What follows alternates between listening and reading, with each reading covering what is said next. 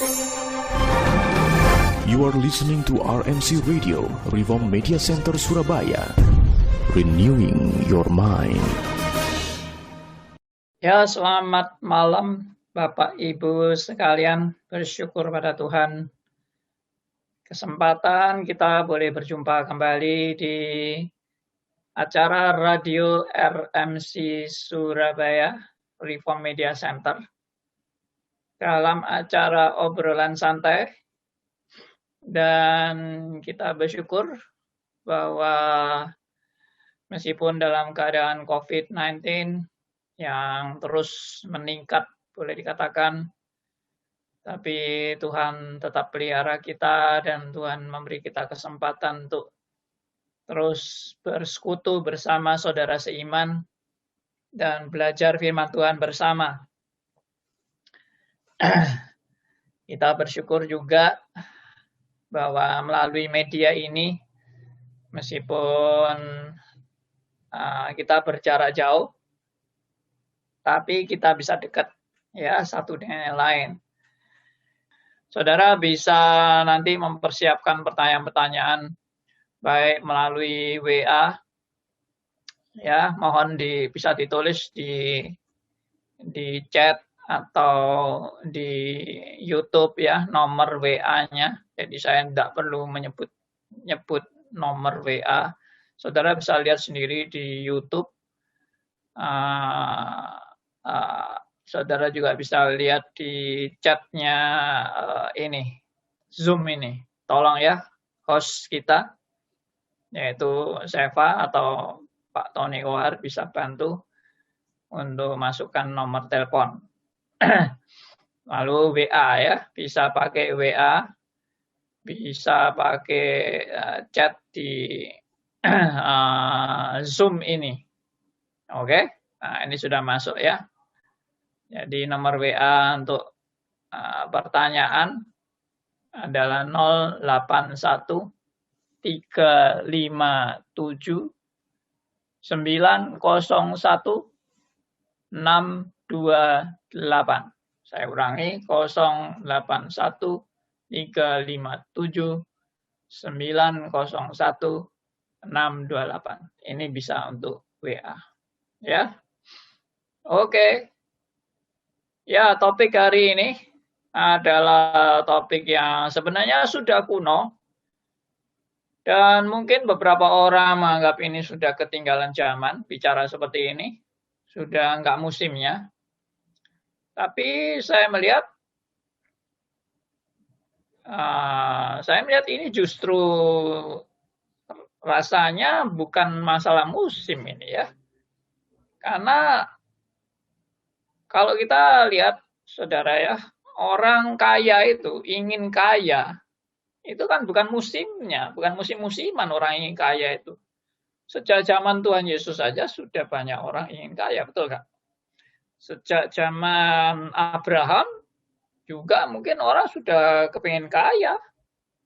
Ya, ada ini Sodom dan Gomora dan Lot itu yang di Sodom dan Gomora itu kan dia juga memilih wilayah itu untuk dia bisa cepat kaya kan dengan daerah yang subur dan sebagainya. Jadi kekayaan itu menurut saya sih bukan masalah musim. Itu adalah sudah nafsu manusia, sudah dari sononya. Ya, siapa sih yang tidak ingin kaya? Jujur aja deh. Saudara kalau disuruh mau pilih ya, Anda mau pilih mana? Miskin, melarat, tidak punya duit, atau kaya, berkelimpahan duit? Mana yang mau Anda pilih? Dua-dua halal, bukan kekayaan itu dari perampokan tidak, tapi berkat Tuhan. Ya, Anda mau pilih mana berkat Tuhannya? Miskin atau kaya? Ayo jawab. Ya pasti dong pilih kaya, mana ada orang mau pilih miskin. Betul enggak? Jadi ini bukan masalah musim-musiman, saudara ya. Juga masalah misalnya ya kekayaan toh, kemakmuran, kesuksesan. Siapa yang enggak suka untuk hidup makmur, ya, untuk hidup sukses, Ya, siapa yang nggak suka? Anda mau pilih mana? Hidup penuh dengan kegagalan atau hidup penuh dengan kesuksesan? Halo, mau pilih mana? Ya pasti pilih sukses dong, ya kan? Masa pilih gagal? Nah, jadi kalau orang normal itu sudah wajar itu pilih hal yang ya sukses, pilih yang kaya, pilih yang makmur, ya toh. Wah itu semua berkat Tuhan kok. Apa salahnya kalau kita itu kaya? Nah itu kan. Jadi kalau jadi orang reform, ya jangan sok gaya rohani lah. Waduh, saya anti kaya, Pak. Saya ini lebih suka miskin daripada kaya. Itu orang-orang itu teologi kekayaan itu tidak benar itu. Saya lebih suka jadi orang reform yang miskin daripada reform kaya. Wah, kok rohani banget kamu ya. Sepertinya hebat sekali kamu itu bisa mau pilih yang miskin. Lalu antara sukses dan gagal, Anda mau pilih mana? Oh, saya orang reform, Pak. Saya pilih yang gagal terus saja hidup saya. Ya, saya jadi orang rohani kok. Orang rohani itu penuh dengan kegagalan dan kemiskinan, ya, dan ya hidup yang tidak makmur, ya melarat. Ya, itu pilihan saya, Pak. Reform, Pak. Reform itu berarti melarat, miskin. Ya, apakah kalau Anda orang reform, Anda pilih miskin? Saya mau reform miskin, Pak. Saya mau reform melarat, Pak. Saya mau reform yang gagal terus, Pak. Itu baru reform yang rohani. Karena miskin, gagal, dan melarat. Ya toh? Nah, jadi kalau seperti itu cocok seperti saya ini. Saya ini kan modelnya kurus kering gini ya. Ini cocok ini jadi orang reform ini. Kalau yang gemuk-gemuk itu wah nggak cocok itu reform sukses itu yang gemuk-gemuk itu ya. Yang kurus-kurus ini baru rohani. Nah, ya ini sedikit intermezzo bicara soal teologi kemakmuran dan kekayaan ya. Ya ini. Nah, sebetulnya di mana sih kesalahan daripada teologi kekayaan, kemakmuran, kesuksesan ini? Di mana kesalahannya? Apakah kaya itu salah? Ya enggak kan? Siapa yang bilang kaya itu salah? Abraham juga kaya raya. Ya, beberapa itu wanita-wanita yang menyertai Tuhan Yesus yang ikut mendukung pelayanan Tuhan Yesus itu juga ada wanita yang kaya itu. Cuma saya nggak hafal siapa ya, pokoknya pernah disebut ada wanita kaya ya. Wanita yang seringkali memberi ini dukungan dalam pelayanan Tuhan Yesus. Ada itu.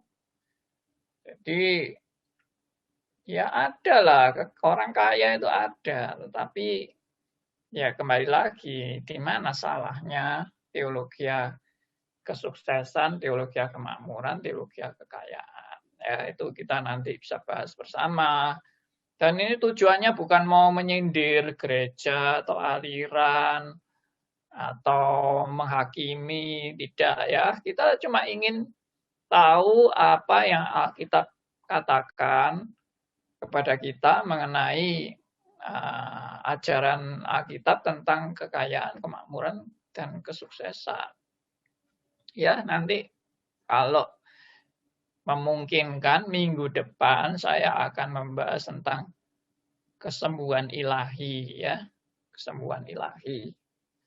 Ya, itu sudah pernah dibahas itu tentang mujizat dan sebagainya. Tapi saya mau khusus bahas tentang kesembuhannya. Ya, masalah kesembuhan. Ini sekarang kita tidak membahas itu, kita membahas tentang kekayaan, kemakmuran, kesuksesan. Ya. Oke, itu sebagai pendahuluan. Saya ingin saudara-saudara dalam acara ini ngobrol saja. Jadi kita sekarang ini tidak pakai host. Ya, hostnya saya sendiri bersama Seva yang bantu atau Tony juga yang bantu untuk ini, untuk ngatur rekan-rekan yang mau masuk untuk join, ya. Mungkin juga ada WA, ada pertanyaan dan sebagainya. Nah, kalau saudara mau buat pertanyaan, saudara mau mau langsung bertanya juga di Zoom ini juga silakan. Jadi saya juga memberi kesempatan saudara untuk bisa join di Zoom. Yang di YouTube kalau mau ngomong-ngomong ngobrol langsung lebih baik jangan di YouTube, di Zoom saja ya. Alamat Zoom ini tolong bisa di-share di YouTube ya. Mungkin kalau rekan-rekan yang di YouTube ini nggak tahu alamat Zoom-nya, mungkin belum baca brosur atau belum diedarkan ini, tolong bisa Tony atau siapa yang bisa mengkopikan alamat Zoom-nya di YouTube, ya, di chat-nya YouTube. Nah, ini ada informasi, sudah ada pertanyaan di YouTube dan di WA. Silakan mungkin dibacakan aja, jadi kita ini acaranya kan ngobrol aja, jadi nggak terlalu sampai serius bagaimana itu ya, santai aja. Oke, tolong dibacakan siapa?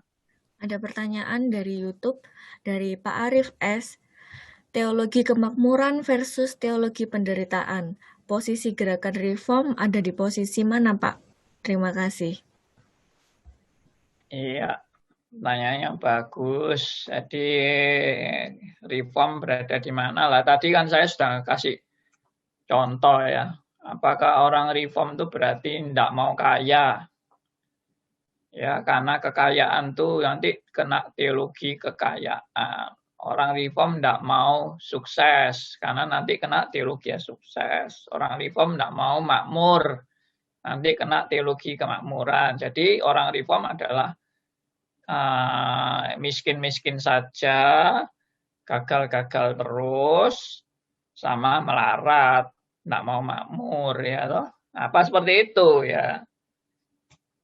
Ternyata tidak ya, ternyata tidak. Jadi kalau begitu reform itu ikut yang mana Pak? Ya kalau reform itu kan ikut yang Alkitabiah.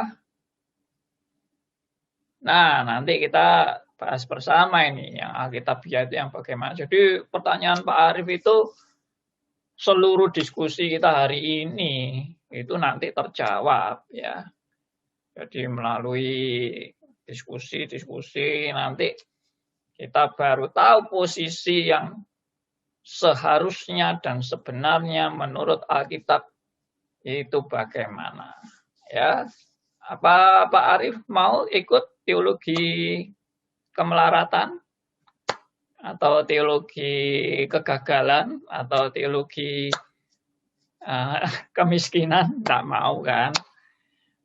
Saya yakin Pak Arif juga pasti kepingin sukses dong. Masa ini Pak Arif dalam berbisnis misalnya kepingin gagal bisnisnya, kepingin jatuh miskin, ya, kepingin melarat, enggak kepingin kan. Itu yang tadi saya bilang di pendahuluan, bahwa sudah sejak dari sononya manusia itu yang namanya kepingin kaya itu semua orang. Ya, dari sononya orang reform nggak reform, semuanya kepingin kaya. Siapa ada orang reform yang begitu rohaninya sampai sudah saya enggak usah kaya, saya mau miskin aja deh. Enggak ada toh. Bagaimana Pak Aryo? Pak Aryo kepingin yang mana? Ya, ya kepingin surga namanya Pak ya. Oh, kepingin surga. Ya di bumi kaya, di sana surga ya, terus mewah terus Pak, mewah-mewahan. Jadi di bumi ya kaya, di surga ya kaya. Ya ini.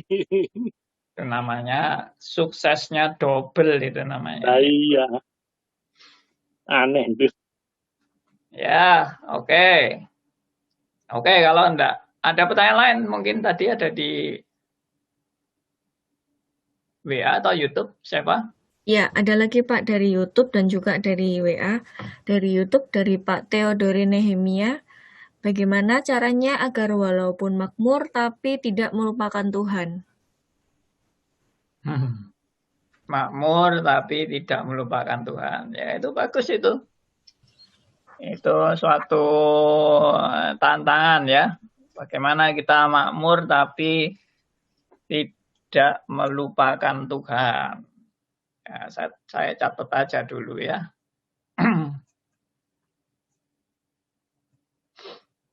Ada lagi pertanyaan? Ya, ada lagi Pak. Dari Pak Theodore Nehemia lagi. Kenapa di dalam Filipi 4 ayat 9, Paulus memakai menurut kekayaan dan bukan memakai kata menurut kecukupan dalam Kristus Yesus? Ya, kenapa di Filipi 4 ayat 9 Rasul Paulus tulis pakai kekayaan? Oke. Ada pertanyaan lain lagi? Saya kumpulkan aja pertanyaan. Ya, ada Pak. Dari Theo di Depok. Kenapa di dalam kemakmuran orang justru sering melupakan Tuhan? Kemudian kenapa Yesus mau menjadi miskin karena kita? Apa 2 Korintus 8 ayat 9 juga menyatakan spirit doulos dan kenosis? Ya, kenapa orang kaya sering melupakan Tuhan? Lalu Tuhan Yesus pilih hidup apa tadi? Tuhan Yesus pilih apa? Tuhan Yesus menjadi miskin karena kita. Kenapa Tuhan Yesus mau menjadi miskin karena kita? Oke, menjadi miskin karena kita. Penyakit utama, Pak. Apa? Penyakit utama dari manusia, dosa utama adalah egosentris, egois. Intinya itu, Pak. Itu kita bisa mengatasi egoisnya itu, ya bisa lumayan lah. Oke. Penyakit utamanya adalah egois. Bukan teosentris. Bukan kemuliaan Tuhan. Dan untuk kemuliaan Tuhan, tapi untuk kemuliaan diriku sendiri. Itu inti penyakitnya dalam pembicaraan kita mungkin. Baik. Oke, saya akan mulai dengan apa salahnya teologi kemakmuran, kekayaan, dan kesuksesan. Nah, teologi ini memang diikuti oleh beberapa kelompok, tidak semua ya, beberapa kelompok karismatik yang punya semboyan begini. Allah kita itu kaya raya, saudara-saudara. Karena Allah itu kaya raya, maka anaknya juga harus kaya raya. Ya toh? Ini logikanya gitu, saudara. Allah atau Bapak kita ini kaya raya, anaknya tentu saudara dan saya ini sebagai anak Tuhan itu juga harus kaya raya. Kalau sampai anaknya melarat dan miskin, itu bikin malu bapaknya. Ya. Paham ya? Ini teologi mereka ya. Dan ini betul-betul diajarkan oleh mereka. Ini saya dengar sendiri. Orang pendeta-pendeta yang ikut teologi sukses, kemakmuran, dan kekayaan itu selalu dasarnya yang digembar-gemborkan itu. Bapak kita orang kaya, saudara adalah anak-anaknya, maka anak-anaknya pasti harus kaya. Coba saya kasih contoh, misalnya anaknya konglomerat, kerjaannya ternyata jadi kuli bangunan. Malu nggak? Ya malu. Wah, ini anak konglomerat kok jadi kuli bangunan nih gimana? Kok bikin malu orang tuanya, ya toh pasti nanti akan dipanggil sama orang tua. Lu ini gimana lu ini? Bikin malu orang tua ya. Orang tua ini sudah kaya berlimpah-limpah, uangnya triliunan. Ya, kamu kok kerjanya jadi kuli bangunan ini gimana? Nah, pasti marah-marah kan orang tuanya. Ya, seperti itu. Jadi Bapak di surga itu tidak ingin anak-anaknya miskin. Ingin semua anak Tuhan kaya raya. Sehingga dengan teorinya dia seperti itu, lalu dia tambahkan lagi. Jadi kalau ada anak Tuhan tuh yang jatuh miskin, pasti something wrong. Nah, itu kan. You pasti something wrong. Karena Tuhan itu ingin anaknya kaya raya. Jadi kalau saudara miskin, pasti tidak benar. Nah, ini pegangan pertama teologi sukses. Ya, dan teologi kemakmuran, teologi kekayaan. Karena Bapak kita adalah Bapak yang kaya. Oke, yang kedua. Kesalahan daripada teologi sukses, kemakmuran, dan kekayaan ini adalah menafsirkan perjanjian lama, ya, ya, itu keluar daripada konteksnya untuk diterapkan bagi zaman ini. Ya, saya ulangi ya. Menafsirkan perjanjian lama itu dikaitkan untuk konteks bagi zaman ini. Itu kesalahannya. Nah, bagaimana kesalahannya? Kenapa kok mengkaitkan perjanjian lama dengan saat kita sekarang ini adalah suatu kesalahan? Bukankah Alkitab itu adalah selalu relevan untuk setiap zaman? Alkitab itu relevan. Baik perjanjian lama, perjanjian baru. Apa Bapak ini berarti tidak mengakui perjanjian lama ya? Oh tidak, jangan salah ngerti ya toh. Saya jelas mengakui perjanjian lama. Saya jelas justru saya tidak pernah menganggap perjanjian lama itu kadaluarsa, tidak pernah. Perjanjian lama adalah fondasi dan tahap pertama sebelum perjanjian baru.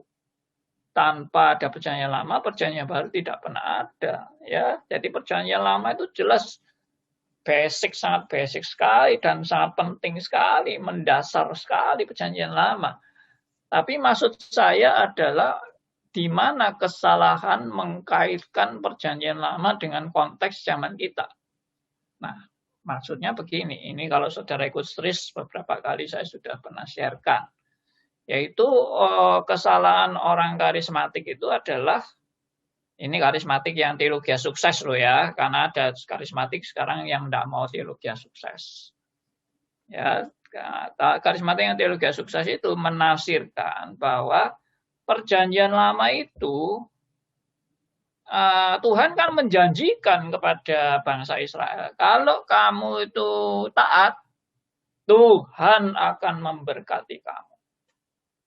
Tapi kalau kamu tidak taat, Tuhan akan menghukum dan menghajar kamu. Ya, kalau kamu taat, Tuhan berikan kamu berkat-berkat luar biasa berkelimpahan. Langit akan terbuka dan semua hadiah surgawi akan terjun ke atas kamu kalau kamu setia kepada Tuhan. Nah, itu janji yang dipegang oleh orang-orang karismatik, memegang perjanjian Allah di perjanjian lama. Ya, Tuhan kan memang menjanjikan gitu kan, bahwa memang kalau bangsa Israel taat akan diberkati, akan kamu mendapat kelimpahan, ya, kesuksesan, keberhasilan, ya, pokoknya kemakmuran, ya, semualah Tuhan berkati kamu, ya, kamu pokoknya sehat, apa, semuanya, karena kamu orang yang taat. Tapi kalau kamu nggak taat, jangan main-main sama Tuhan. Kamu akan dihabisin kamu.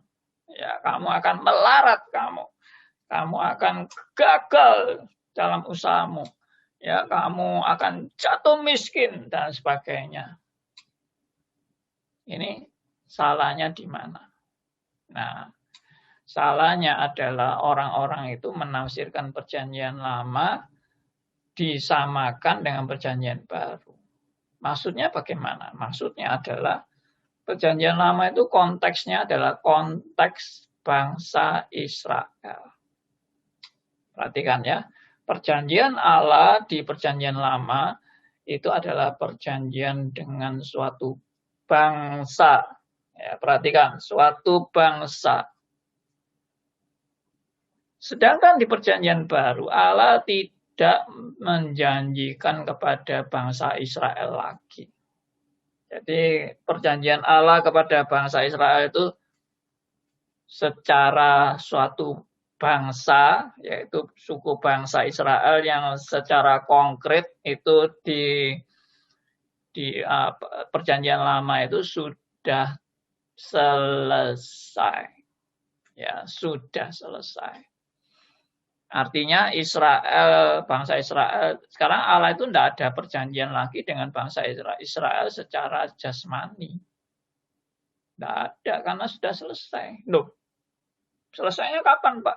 Selesainya pada saat perjanjian final Allah itu sudah dikenapi.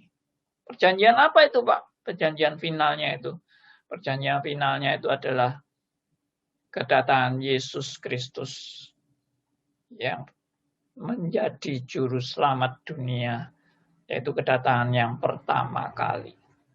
Jadi perjanjian Allah itu awalnya dari sejak Adam dan Hawa sampai kepada Nuh, sampai kepada Abraham, diteruskan Ishak, ya, Yakub, ya, kemudian sampai kepada keturunannya, sampai kepada suatu bangsa yang namanya Israel. Maka Allah memilih bangsa ini dalam kaitan perjanjian nanti akan datang seorang Mesias. Dialah Raja segala raja. Dialah yang akan menguasai seluruh dunia ini. Ya, dia adalah juru selamat yang dijanjikan oleh Allah, yang akan menebus dosa-dosa manusia. Itu perjanjiannya. Setelah Tuhan Yesus datang, selesai, perjanjiannya sudah selesai. Sekarang zaman saudara dan saya, sejak Tuhan Yesus sudah menggenapi semuanya. Sekarang perjanjian Allah itu bukan kepada Israel secara jasmani, tapi Israel secara rohani. Siapa Israel secara rohani? Israel secara rohani itu adalah saudara dan saya sebagai orang yang percaya kepada Yesus sebagai Tuhan dan Juru Selamat. Maka kalau perjanjian Allah di perjanjian lama dengan bangsa Israel secara fisik, maka janji-janji Allah juga berkaitan dengan hal-hal yang bersifat fisik. Ya, itu tadi fisik itu misalnya kalau bangsa Israel taat, akan diberkati, akan sukses, akan berkelimpahan, akan makmur.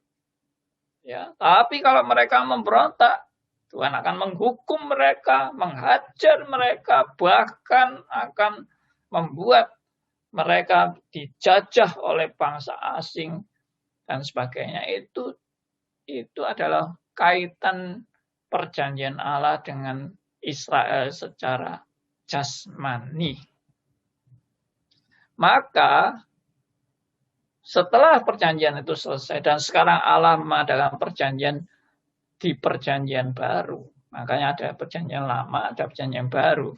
di era perjanjian baru, Tuhan tidak lagi kepada Israel secara fisik, tapi Israel secara rohani, yaitu gerejanya, yaitu orang-orang pilihannya, yaitu saudara dan saya sebagai orang-orang yang sudah percaya. Maka janji-janji Allah di perjanjian baru orientasinya lebih kepada nilai-nilai rohani dan bukan lagi nilai-nilai fisik, nilai-nilai jasmani. Nah, ini yang orang karismatik itu tidak bisa melihat dengan jeli perbedaan perjanjian lama dan perjanjian baru. Bukan kita katakan perjanjian lama itu sudah usang, tidak berlaku lagi. Tidak, tapi ini konteks perjanjiannya yang sudah tidak kontekstual lagi. Karena dulu itu perjanjian dengan Israel jasmani, sekarang dengan Israel rohani. Ya, jadi waktu itu misalnya zaman perjanjian lama itu ya, kalau ada raja yang tidak taat sama Tuhan, Tuhan akan hukum raja itu. Ada raja yang kompromi dengan bangsa lain, Tuhan akan hajar itu Israel itu. Ya, Tuhan akan kalahkan mereka dalam peperangan. Karena apa? Perjanjiannya perjanjian kepada Israel secara fisik. Dan Tuhan itu memang mau menunjukkan melalui bangsa pilihan ini, Allah yang memimpin bangsa ini adalah Allah yang hidup, Allah yang nyata, bahkan Allah yang bisa menghukum bangsa pilihannya sendiri. Seperti itu, saudara. Sedangkan konteks perjanjian baru adalah konteks di mana gereja mempunyai tugas, yaitu misi kerajaan Allah. Ya, misi kerajaan Allah. Jadi konteksnya bukan perjanjian kepada Israel secara fisik, tapi kepada Israel secara rohani yang berkaitan dengan misi kerajaan Allah. Misi kerajaan Allah adalah penginjilan. Bahwa orang-orang datang kepada Kristus untuk percaya kepada Kristus. Dan Injil sudah terbuka untuk semua bangsa. Kalau di perjanjian lama itu Israel menjadi pusat daripada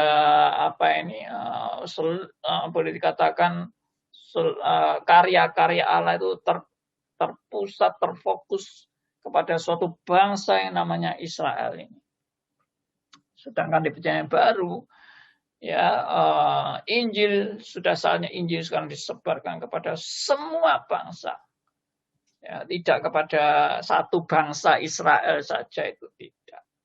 Tapi kepada semua bangsa. Nah, jadi tidak ada Allah berjanji lagi misalnya, kalau kamu taat sama saya, kamu akan dijauhkan dari segala kejahatan. Kalau kamu taat sama saya, kamu akan kaya raya. Kalau kamu taat sama saya, kamu tidak mungkin bisa dibunuh oleh orang jahat. Tuhan akan lindungi kamu, kamu pasti menang, kamu pasti mengalahkan orang-orang jahat, ya, karena kamu selalu di dalam Tuhan dan kamu pasti selalu menang, sukses, kaya. Nah, itu tidak ada perjanjian seperti itu di perjanjian baru. Karena konteksnya sudah nilai rohani yang ditekankan, bukan nilai jasmani. Sebetulnya di perjanjian lama juga menekankan nilai rohani, tapi penekanan nilai rohani ini melalui juga perjanjian Allah secara fisik. Nah, jadi di balik perjanjian Allah secara fisik itu memang ada nilai rohani. Cuma fisiknya ini juga kelihatan. Itu perjanjian lama. Fisiknya kelihatan. Di balik fisik itu ada nilai rohani. Cuma kebanyakan bangsa Israel tidak nangkap nilai rohaninya. Mereka cuma nangkapnya nilai jasmani aja. Ya, nah, itu yang kesalahan utama daripada teologi kemakmuran, kesusahan. Jadi dengan demikian, saudara, boleh dikata salah kalau bisa misalnya punya konsep kaya itu haram. Tidak ada di Alkitab kaya itu haram. Itu juga salah kalau orang reform misalnya punya pikiran kaya itu haram. Saya reform dan saya tidak mau kaya. Saya maunya miskin. Miskin itu lebih rohani daripada kaya. Waduh, itu ya salah itu. Dulu saya hampir kena model karismatik seperti itu. Ya, saya dulu gini ya. Ini ada sedikit pergeseran karismatik. Zaman saya karismatik itu, ini Pak Aryo mungkin tahu juga. Ya, zaman saya karismatik itu tahun 78 waktu itu. Itu orang jadi karismatik itu malah diajari melarat, saudara. Hidup ikut Kristus, siap menderita, siap melarat. Itu zaman itu. Ya.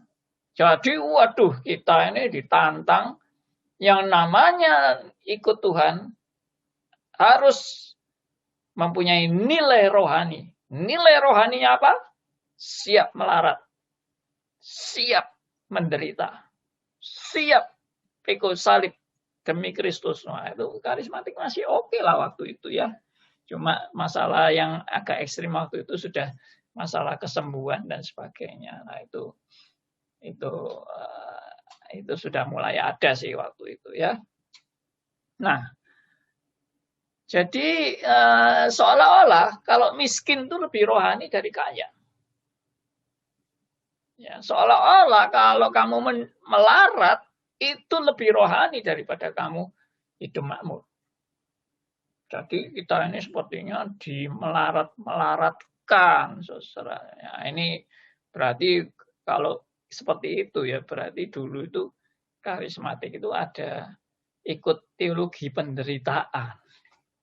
Gitu ya. Di awal-awal itu teologi penderitaan. Mungkin nanti Pak Aryo bisa kesaksian sebentar ya. Bagaimana zaman awal-awal dulu itu ya, wah melarat-melaratan. Ya.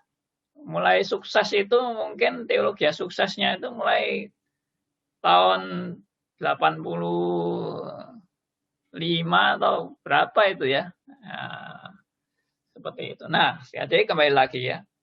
Jadi sebetulnya konsep bahwa kita ini kalau rohani itu harus miskin, ya itu salah. Siapa yang bilang? Ya, jangan jadi orang reform yang juga sempit lalu anti kekayaan. Bisa seperti itu. Ada orang reform yang anti kekayaan. Orang kaya itu haram. Ya, saya tidak mau bergaul sama orang kaya. Ya, saya tulus, saya murni. Saya hanya mau sama orang miskin saja. Orang kaya haram. Ya, saya tidak ngajari saudara untuk orang kaya itu berkat Tuhan ya, kita harus dekat-dekat sama orang kaya. Itu sumber kesuksesan.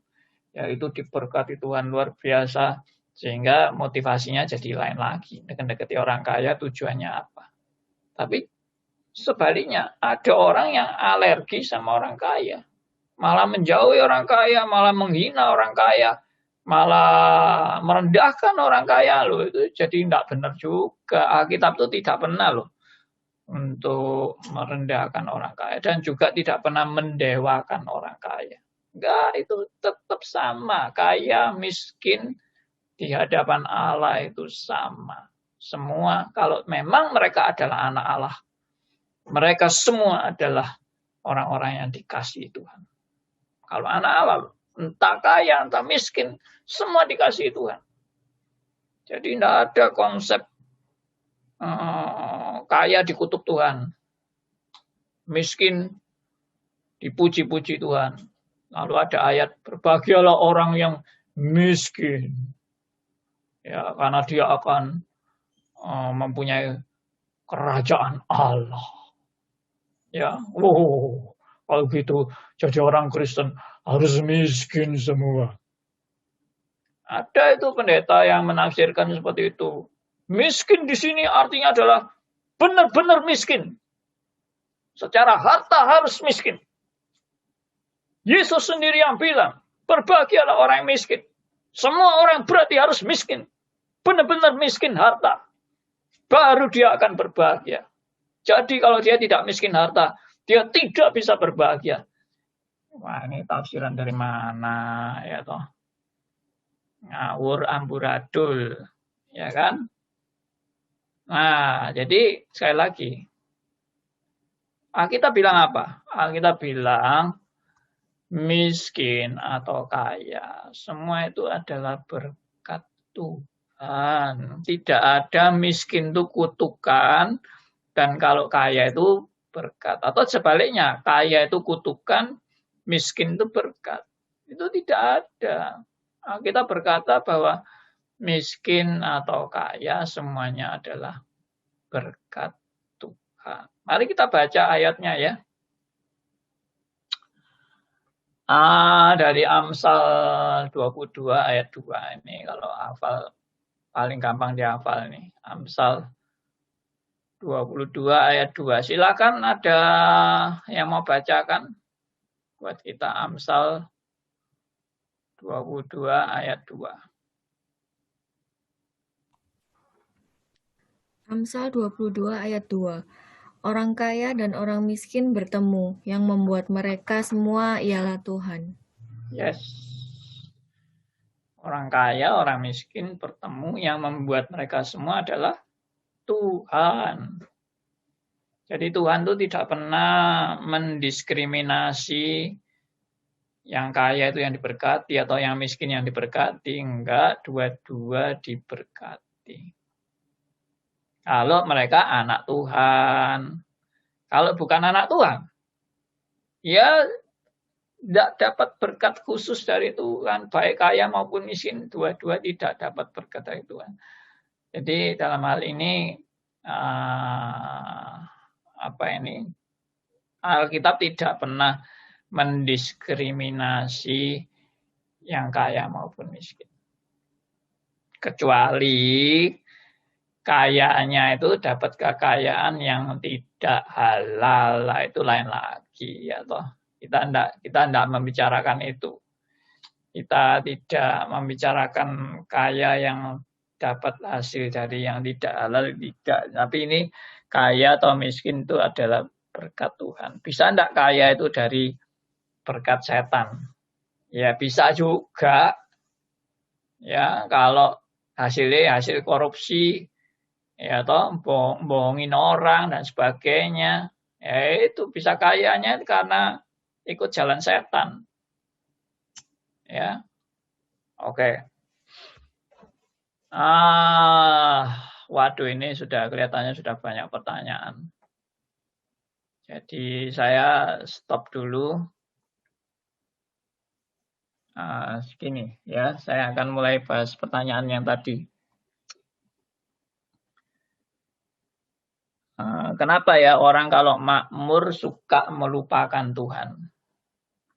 Orang kalau sukses kaya suka melupakan Tuhan. Ya, natur manusia. Menurut saya, orang melupakan Tuhan itu bukan hanya kalau kaya. Biarpun dia tidak kaya, ya dia melupakan Tuhan. Biarpun dia melarat, dia juga mudah melupakan Tuhan. Ada orang melarat, makin menjauh dari Tuhan. Karena bagi dia Tuhan itu jahat, membuat saya melarat. Ya, kenapa Tuhan tidak membuat saya kaya? Tuhan itu tidak adil. Nah, bisa toh orang tambah miskin, tambah menjauh dari Tuhan. Bisa nggak orang tambah miskin, tambah dekat dengan Tuhan? Bisa, tapi bukan karena tambah miskinnya dekat sama Tuhan, tapi karena anugerah Tuhan. Bisa nggak orang kaya makin dekat sama Tuhan? Bisa. Tapi dia bisa dekat sama Tuhan bukan karena kekayaannya, tapi karena anugerah Tuhan. Contohnya, Ayub kaya, bisa dekat sama Tuhan. Abraham kaya, bisa dekat sama Tuhan. Karena apa? Anugerah Tuhan. Bisa nggak orang kaya jauh dari Tuhan? Bisa. Karena apa? Natur manusia berdosa. Selalu ingin menjauh dari Tuhan. Jadi bukan masalah miskin kaya ini. Jauh dari Tuhannya itu bukan masalah miskin kaya. Tapi memang harus diakui. Harus diakui. Kekayaan itu merupakan godaan yang cukup besar. Nah, itu Alkitab katakan. Ya kan? Oh, kekayaan itu godaan yang cukup besar. Itu harus diakui siapa saja. Saudara dan saya, ya, saudara jangan pikir kalau namanya pendeta itu sudah begitu rohani. Pendeta tidak suka kekayaan. Pendeta hanya suka melarat. Siapa bilang? Ya, pendeta tetap manusia yang tetap bisa tergiur dengan kekayaan. Makanya banyak pendeta yang kalau dengan orang kaya, waduh, mantuk-mantuk sampai nyembah-nyembah. Sampai sujud-sujud agar orang kaya itu keluarkan kantongnya untuk menyalurkan bagi hamba Tuhan itu. Ya, saya bukan nyindir sih ini, tapi ini realita. Ya. Dan saya pun bisa tergoda seperti itu kalau saya tidak disadarkan Tuhan. Ya, begitu kelihatan orang kaya, waduh, mantuk-mantuk, nyembah-nyembah. Ya, tidak habis-habis karena ya itulah sumber kesuksesan kita. Nah, ini bahaya ya. Bahaya itu memang betul-betul magnetnya besar. Karena Tuhan Yesus sendiri juga sudah memperingatkan mengenai kekayaan. Yaitu apa? Hah? Sangat sulit orang kaya masuk surga. Ya. Lebih mudah unta masuk lubang jarum daripada orang kaya masuk surga. Aduh, kasihan loh jadi orang kaya itu. Sampai dikatakan unta masuk lubang jarum aja lebih mudah daripada orang kaya masuk surga. Waduh, berarti jadi orang kaya itu benar-benar godaannya besar sekali sampai begitu sulitnya masuk surga. Tapi itu hanya gambaran yang dikatakan Tuhan Yesus. Saudara jangan salah ngerti ya, waktu itu lebih baik kita tidak usah kaya semua. Mari kita melarat semua aja supaya sukses masuk surga. Ya itu juga motivasinya tidak benar lagi. Saudara ingin miskin supaya sukses masuk surga. Saudara pikir dengan kemiskinan kita bisa masuk surga. Itu salah juga kan. Ya, itu sebetulnya konteksnya apa itu Tuhan Yesus mengatakan itu? Kan ada pemuda kaya. Pemuda kaya yang datang kepada Tuhan Yesus.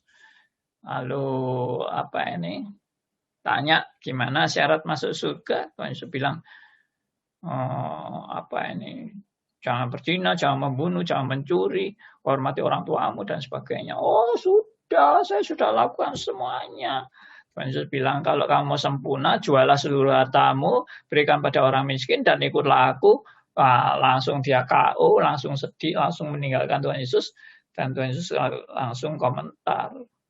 Ya toh, sangat sulit bagi orang kaya untuk masuk surga. Lebih mudah unta masuk lubang jarum daripada orang kaya masuk surga. Lalu murid-muridnya bilang, aduh kalau begitu siapa yang bisa masuk surga? Ya. Lalu Tuhan Yesus jawab, apa yang tidak mungkin bagi manusia, mungkin bagi Allah. Nah, jadi dalam hal ini bukan masalah kaya atau miskin sebenarnya. Ini masalah adalah anugerah Tuhan. Ya, saudara dan saya bisa masuk surga atau tidak bukan karena masalah kaya atau miskin, tapi masalah anugerah Tuhan. Tanpa anugerah Tuhan, saudara dan saya tidak mungkin bisa masuk surga. Meskipun Anda melarat, Meskipun Anda tidak kaya, meskipun Anda miskin banget, ya tetap sulit masuk surga. Saya mungkin boleh katakan orang miskin pun sulit masuk surga. Ya, lebih mudah unta masuk lubang jarum daripada orang miskin masuk surga tanpa anugerah Tuhan. Ya, saya tambahi embel-embelnya tanpa anugerah Tuhan. Orang kaya tanpa anugerah Tuhan tidak mungkin bisa masuk surga. Soalnya banyak orang pikiran kan, wah kalau kaya gua bisa lebih lancar masuk surga. Dengan kekayaan aku akan lebih terjamin masuk surga. Karena apa? Karena aku bisa amal, aku bisa berbuat sosial, aku bisa menolong orang, kebaikanku akan membawa aku ke surga, lebih cepat ke surga. Siapa bilang? Ya. Intinya tetap sama, kaya miskin intinya sama, yaitu apa? Tanpa anugerah Tuhan tidak mungkin kita diselamatkan. Yaitu yang Tuhan Yesus tadi bilang, apa yang tidak mungkin bagi manusia, mungkin bagi Allah. Karena apa bagi Allah? Keselamatan itu bukan kaya atau miskin. Keselamatan itu adalah anugerah Tuhan. Nah, itu poinnya, saudara ya. Lalu apa lagi nih? Filipi 4 ayat 9. Kenapa kok ditulis kekayaan di situ? Saudara kalau perhatikan Filipi 4. Ya, surat Filipi coba kita baca aja Filipi ya. Filipi pasal 4. Ayo, ada yang mau bacakan silakan.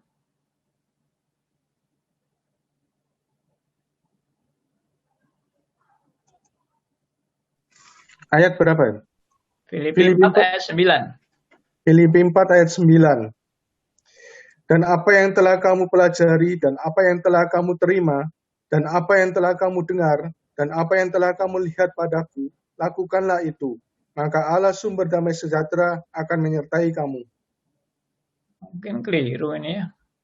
Tadi ayatnya kok sebut ada kekayaan. Ayat berapa itu ya?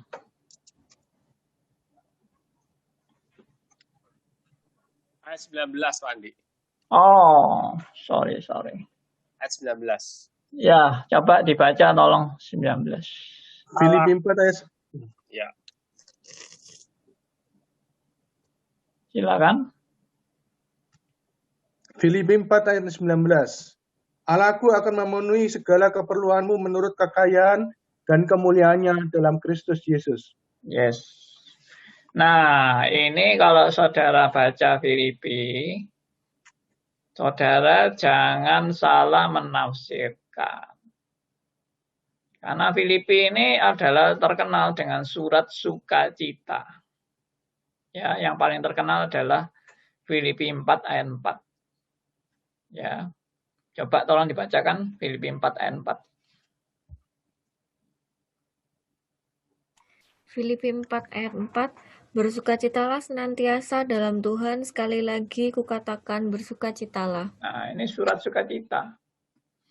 Ya, surat sukacita, surat damai sejahtera.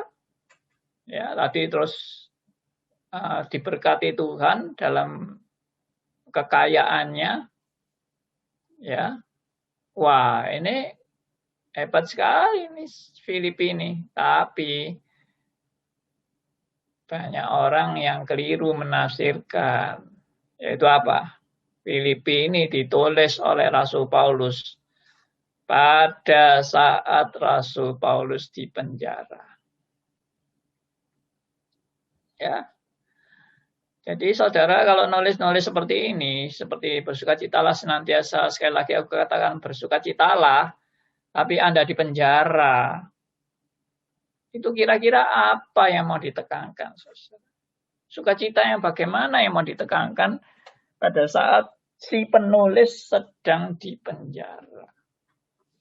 Itu jelas-jelas tidak mungkin kan kalau konsepnya adalah sukacita adalah sukses, kaya, tidak melarat, ya hidup akan penuh dengan kesenangan, ya joy terus, ya enjoy terus, menikmati terus. Padahal si penulis sendiri di penjara dan sedang menderita dan sedang begitu melaratnya.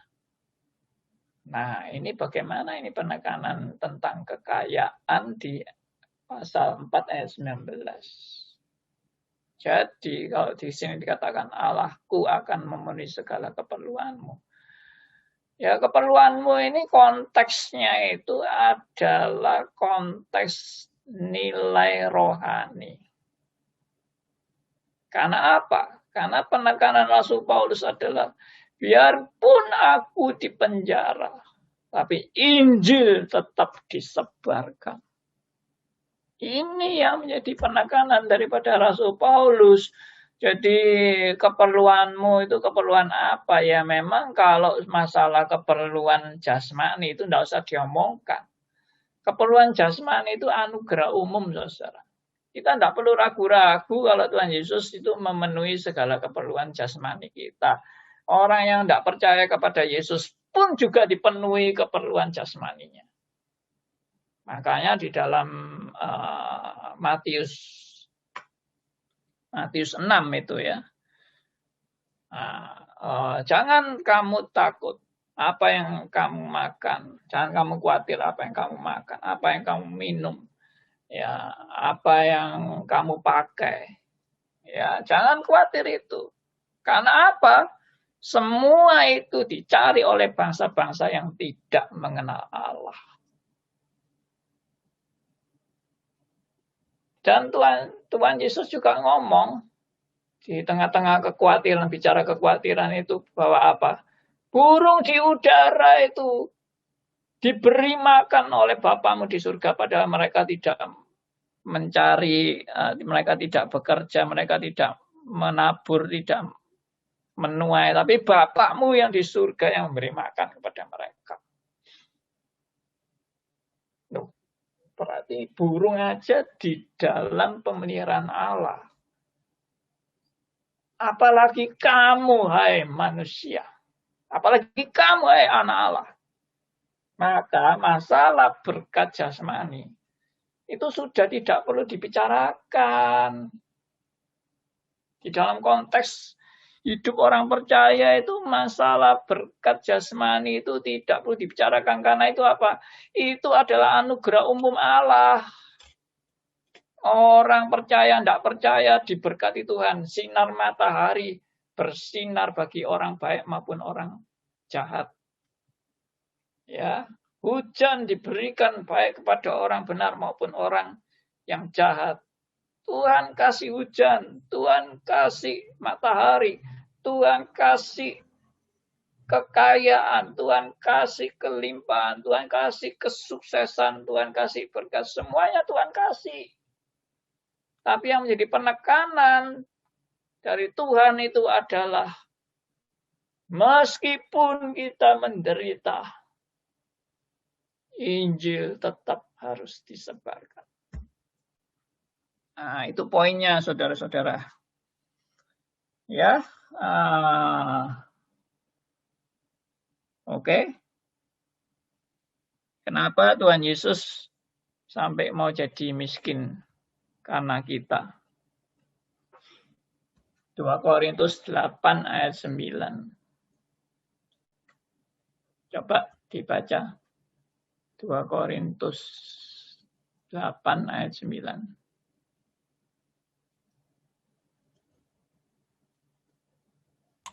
2 Korintus 8 ayat 9, karena kamu telah mengenal kasih karunia Tuhan kita, Yesus Kristus, bahwa Ia yang oleh karena kamu menjadi miskin, sekalipun ia kaya, supaya kamu menjadi kaya oleh karena kemiskinannya. Yes, ini juga nilai rohani. Yang dimaksud di sini kaya dan miskin. Ini kalau ditafsirkan secara hurufiah ngawur total. Maaf. Ya, kenapa saya katakan ngawur total? Ya, karena yang dimaksud kaya dan miskin di sini bukan kaya dan miskin secara harta. Tapi ini adalah nilai rohani. Yesus mau miskin itu maksudnya apa? Yesus sampai mau, yaitu kenosis, sampai mau mengosongkan diri. Ya,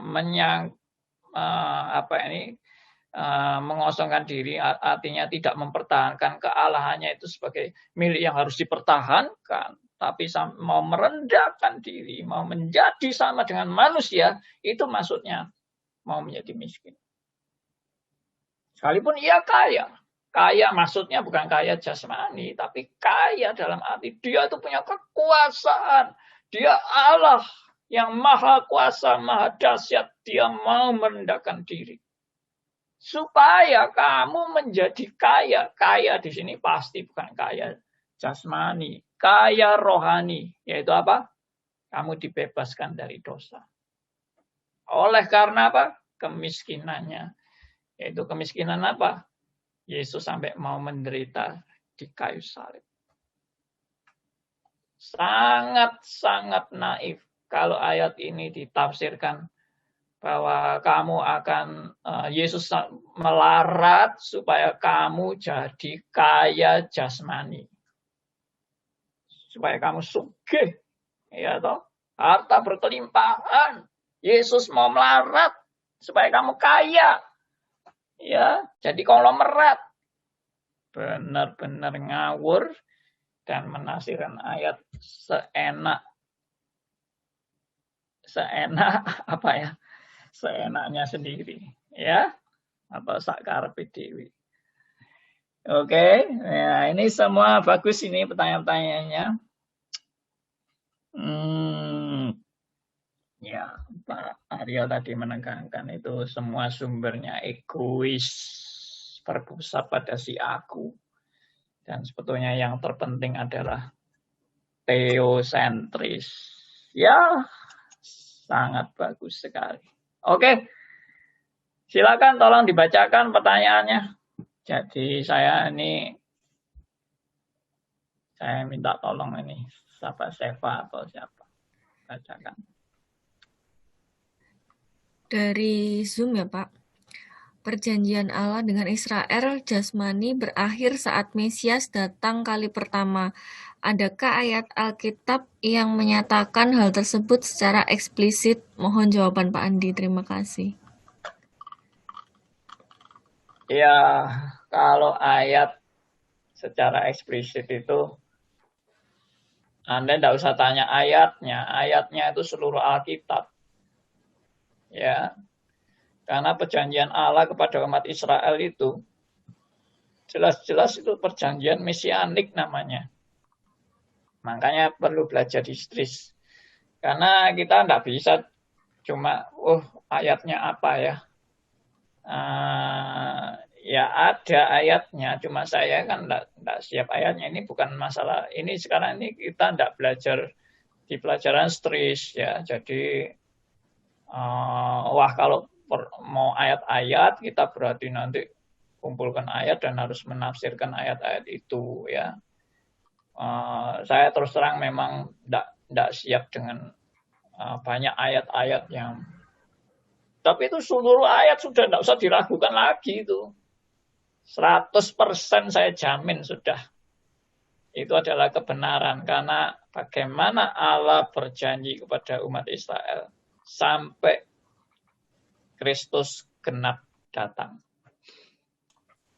Buktinya begini ya, saya cuma kasih Anda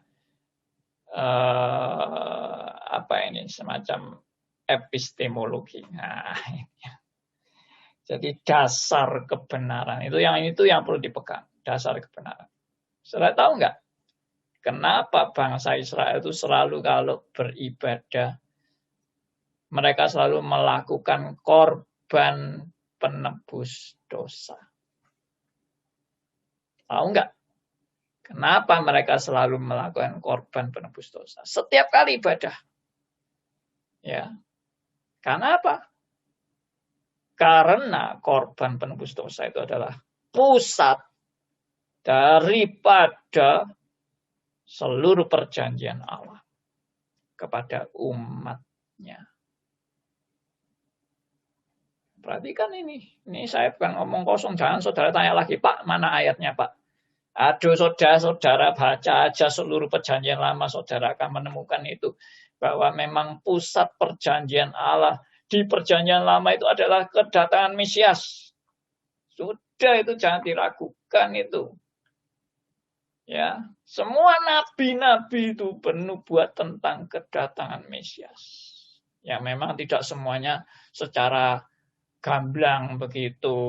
Tapi tugas seorang nabi, kalau saudara belajar di Stris, ya, tugas seorang nabi itu mempersiapkan kedatangan Mesias. Begitu Mesias sudah datang, tugas nabi selesai. Makanya setelah Kristus datang, tidak ada nabi lagi. Kenapa tidak ada nabi?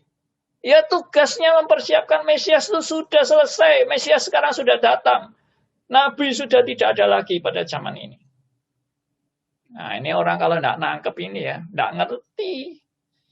Dipikir sampai hari ini ada nabi itu, kalau sampai hari ini ada nabi itu namanya nabi ketinggalan kereta. Ya. Alias nabi telat. Bangunnya telat. Nabi, kamu bangunnya telat kok sampai hari ini baru datang kamu. Ya, mestinya perjanjian lama datangnya, bukan di perjanjian baru. Nah, ini kalau nanti ada yang bilang, Pak, di perjanjian baru kok ada ditulis Nabi Agabus ya. Wah, itu belajar di Stris ya.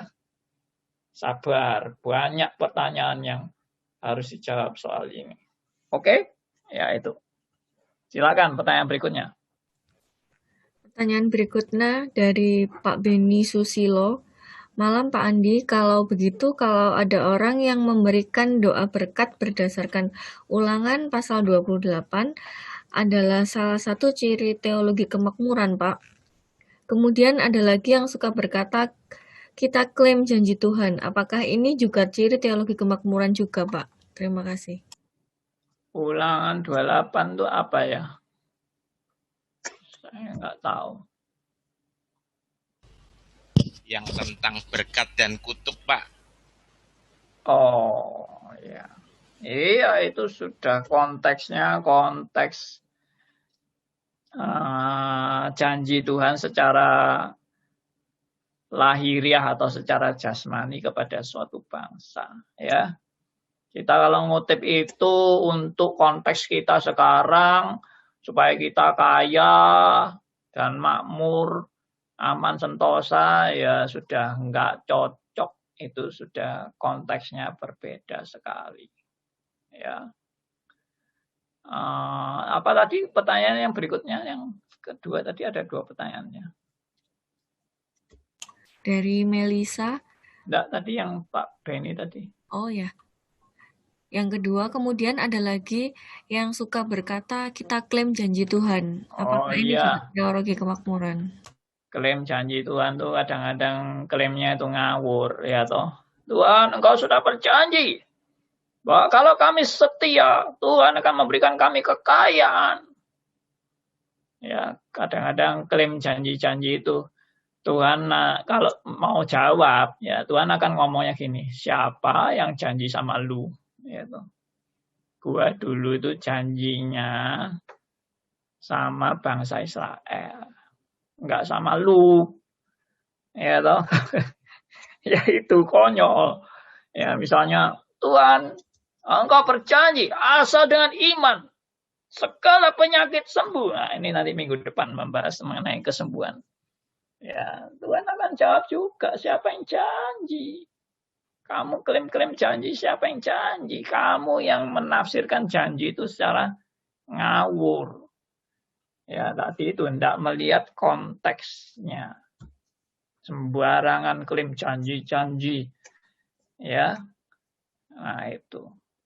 Saya kasih contoh langsung ini ya, supaya pas saya juga masih ingat. Seandainya saudara menjadi Yohanes Pembaptis lah gitu ya. Jadi Yohanes Pembaptis. Saudara sudah membuka jalan bagi Yesus Kristus. Saudara sudah memperkenalkan Yesus Kristus. Wah, sampai semua orang berbondong-bondong mau ikut Tuhan Yesus. Tapi setelah memberitakan itu, lalu Yohanes Pembaptis mengkritik Herodes, langsung dimasukkan penjara. Dan di dalam penjara, Tuhan Yesus juga tidak peduli dengan Yohanes Pembaptis. Tuhan Yesus terus mengabarkan Injil kemana-mana. Sampai akhirnya Yohanes Pembaptis dipenggal kepalanya. Nah, saya mau tanya, seandainya saudara jadi Yohanes Pembaptis, saudara apa tidak kecewa sama Tuhan?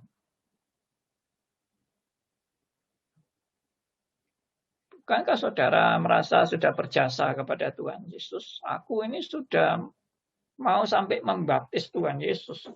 Aku ini sampai menunjukkan jalan kepada banyak orang. Ikutlah itu. Dia itu Mesias. Dia itu anak domba Allah yang akan dikorbankan menebus dosa manusia. Ya, jasanya kan besar, kan hebat sekali Yohanes Pembaptis itu. Tapi kenapa kok air hidupnya ngenes? Bisakah jadi Yohanes Pembaptis mengklaim janji Tuhan? Tuhan, janjimu bagaimana? Bukankah engkau sudah menyertai saya? Engkau berjanji menyertai anak-anak Tuhan. Sekarang, kenapa aku di penjara tidak dilepaskan? Dan pada saat detik-detik Yohanes Pembaptis akan dipenggal. Kira-kira jadi Yohanes Pembaptis apa juga tidak bertanya sama Tuhan. Tuhan, di mana pertolonganmu? Di mana pertolonganmu? Di mana janjimu? Katanya Tuhan akan menyertai dan melindungi anak-anak Tuhan. Di mana janjimu? Apa enggak seperti itu pergumulan Yohanes Pembaptis? Apalagi kalau dia orientasinya kepada perjanjian lama. Bahwa Tuhan akan melindungi, Tuhan akan menyertai, Tuhan tidak akan mencelakakan anak-anak Tuhan. Nah, gimana? Dia kalau ikut perjanjian lama itu, teologi perjanjian lama itu apa? Teologi sukses atau kemakmuran versi perjanjian lama. Dia akan kecewa. Dia akan mengatakan, Tuhan, ternyata engkau cuma janji gombal ya. Di mana janjimu Tuhan? Nah itu, coba saudara renungkan ini. Kalau jadi Yohanes Pembaptis. Tapi Yohanes Pembaptis sangat dipuji oleh Tuhan Yesus Kristus. Di antara semua yang lahir, tidak ada yang lebih besar dari Yohanes Pembaptis. Wah. Ini luar biasa. Tapi tidak lebih besarnya itu juga dikasih tanda petik. Jangan saudara pikir ini diukur secara jasmani lagi. Salah lagi kan. Kita ini seringkali ngukur jasmani. Tidak melihat nilai rohani. Ya, oke, pertanyaan lain silakan. Pertanyaan lain dari Melisa. Seringkali kita berdoa memohon berkat dari Allah. Bagaimana caranya agar kita bisa sungguh-sungguh meminta berkat dari Allah hanya untuk kemuliaan Allah saja semata dan bukan karena keinginan daging kita sendiri? Ya, saya sendiri banyak bergumul pada waktu awal-awal saya ikut karismatik yang zaman lampau itu. Ya, dan puji Tuhan ya, Tuhan itu mengingatkan saya. Jadi bagaimana supaya saya itu berdoanya tidak berorientasi untuk hal-hal kedagingan. Yang banyak mengingatkan saya adalah firman Tuhan sendiri. Yaitu apa? Firman Tuhan itu mengingatkan saya. Pertama, hidupmu adalah hidup yang dari Tuhan. Kedua, hidupmu adalah hidup yang adalah milik Tuhan. Tadi dari Tuhan ya. Hidup dari Tuhan. Hidup milik Tuhan. Dan hidupku yang milik Tuhan adalah hidup yang diberi hidup untuk Tuhan. Jadi bukan untuk saya. Ini harus diingat sebagai setiap anak Tuhan. Hidup dari Tuhan, ya, dan hidup dalam penyertaan Tuhan, dan hidup untuk Tuhan.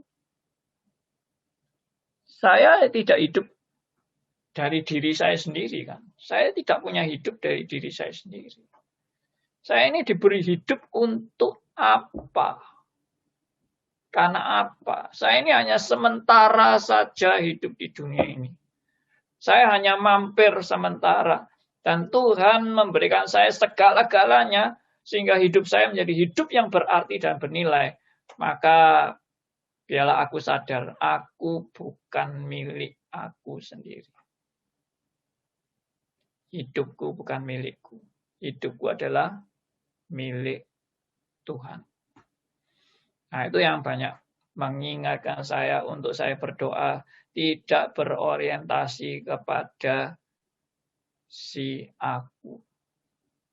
Dan tidak berorientasi kepada hal-hal yang bersifat sementara. Maksudnya berfokus kepada hal-hal yang bersifat sementara. Kita boleh memohon kepada Tuhan akan hal-hal yang bersifat sementara. Tapi itu bukan fokus hidup orang percaya. Fokus hidup orang percaya adalah sadar hidupmu adalah hidup bagi Tuhan.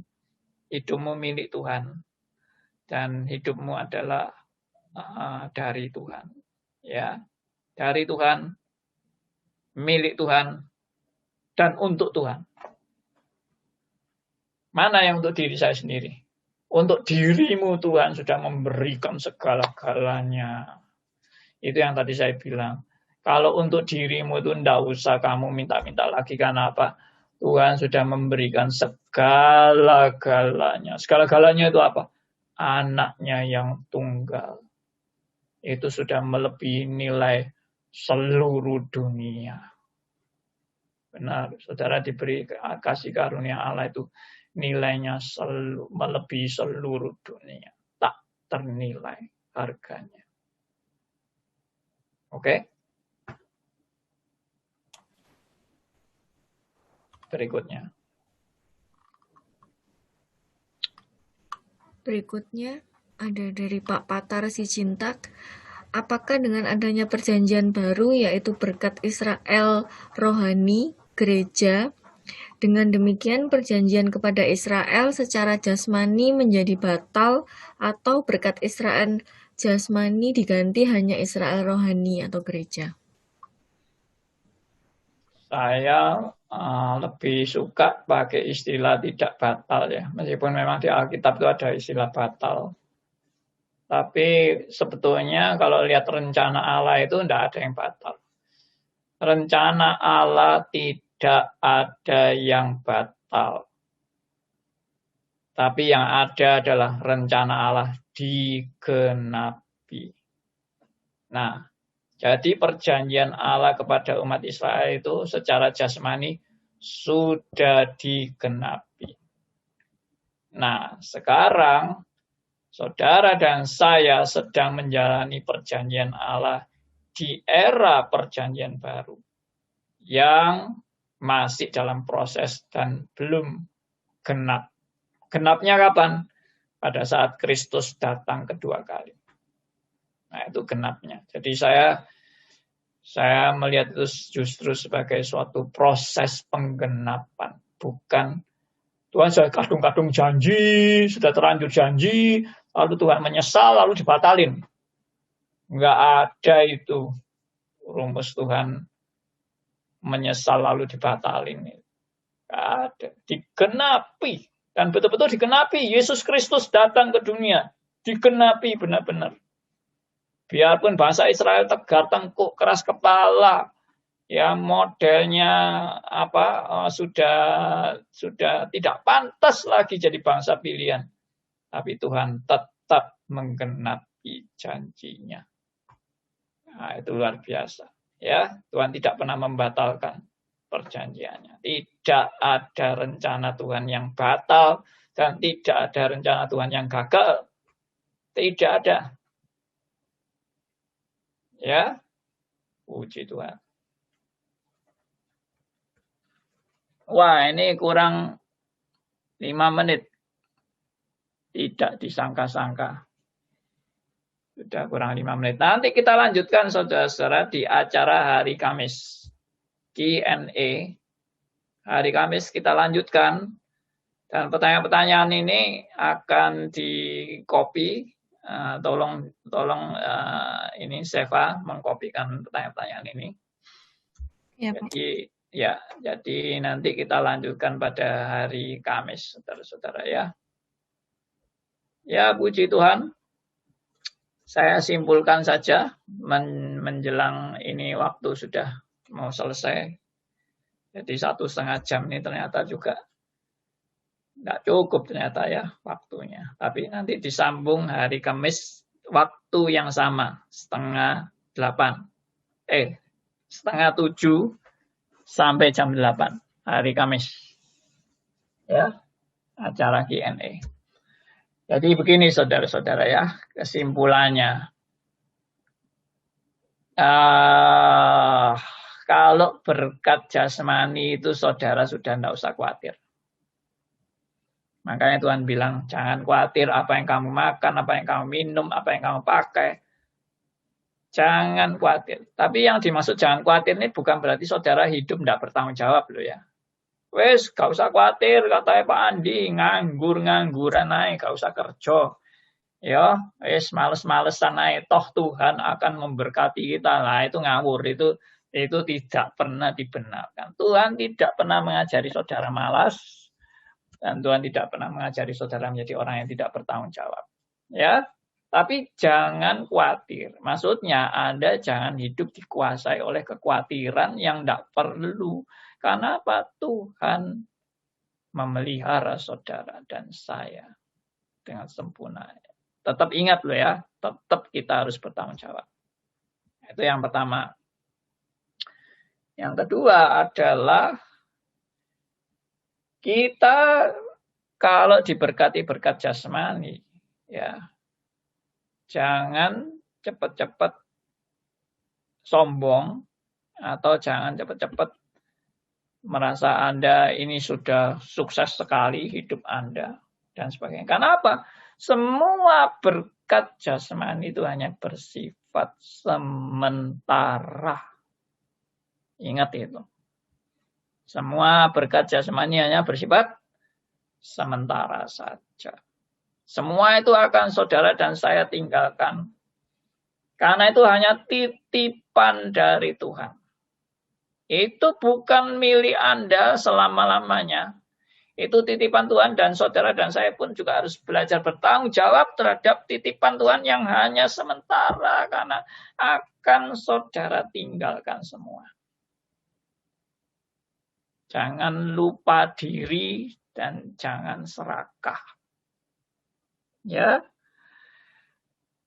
Lalu yang ketiga seperti yang tadi saya sudah simpulkan. Masalahnya bukan kaya atau miskin. Ya, bukan sukses atau gagal, bukan makmur atau melarat.